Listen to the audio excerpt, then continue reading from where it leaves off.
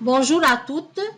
Texte, le manuel, à la page 51, Vassilissa la très belle.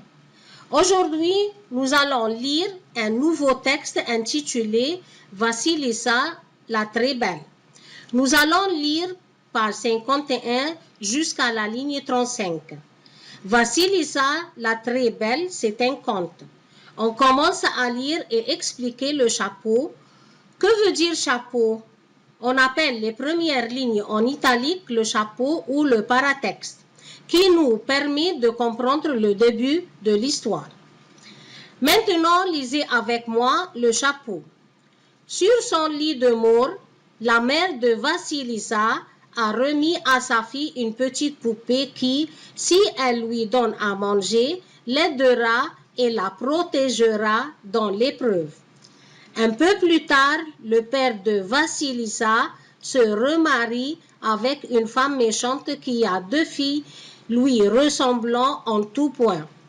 La marâtre fait travailler Vassilissa jour et nuit, mais celle-ci reste toujours plus belle que ses propres filles.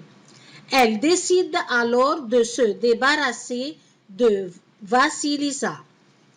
Dans ce paratexte, on rencontre Vassilissa, la belle-fille, orpheline de mère. Elle est aidée par sa poupée. Le père, il se remarie après la mort de sa femme. La marâtre, c'est la belle-mère. La nouvelle femme du père est méchante qui a deux filles aussi mauvaises qu'elle. Donc, Vassilissa a perdu sa mère. Avant de mourir, sa mère lui a donné une poupée pour la protéger. Puis son père se remarie avec une femme méchante qui a déjà deux filles jalouses de la beauté de Vassilissa. Alors la méchante femme décide de se débarrasser de Vassilissa. Maintenant, lisez avec moi de la ligne 1 à 19.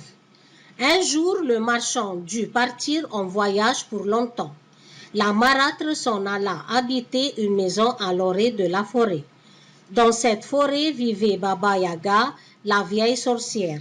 Elle ne laissait personne approcher de sa maison et croquer les gens comme des poulets.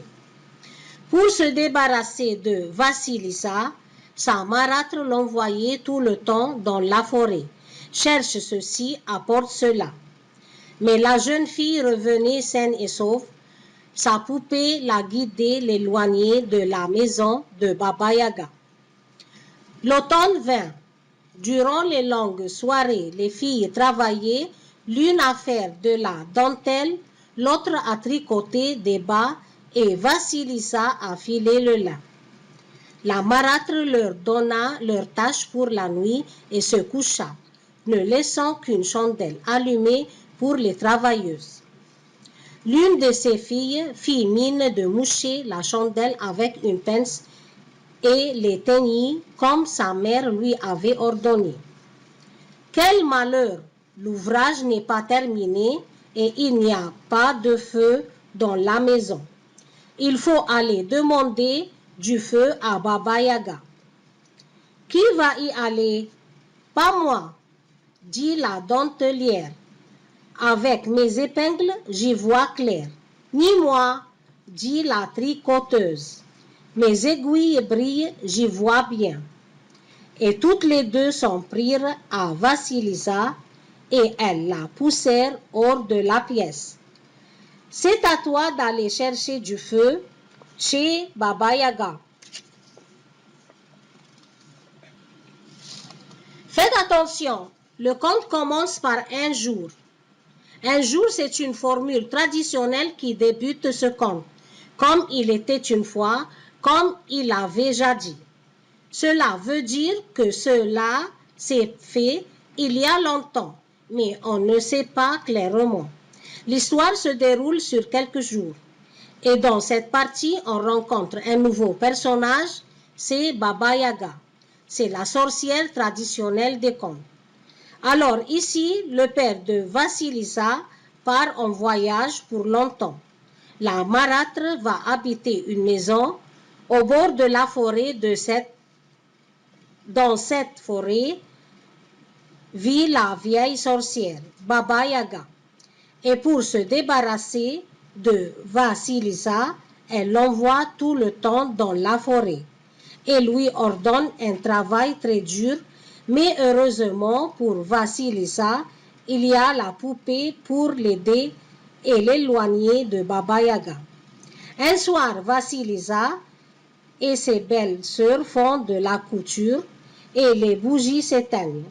Ces deux belles sœurs envoient Vasilisa chez Baba Yaga, la méchante sorcière, chercher du feu. Maintenant, lisez avec moi de la ligne 20 au milieu à 35.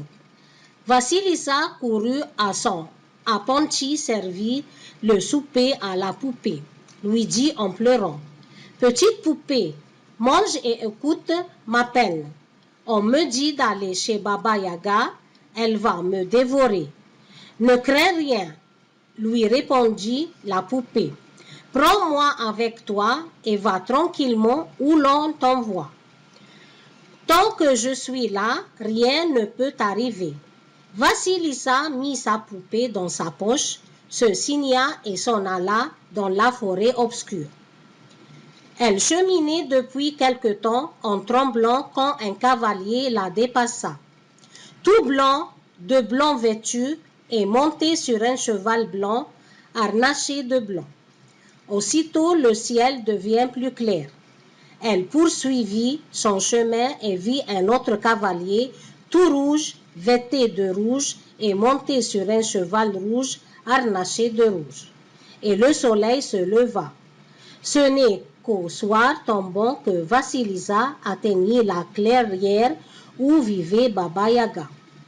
La clôture de sa maison était faite d'ossements, de crânes, avec des vœux ornés cette clôture, comme montant de portail des jambes humaines pour loquer des bras avec des mains et en guise de cadenas une bouche avec des dents pointues.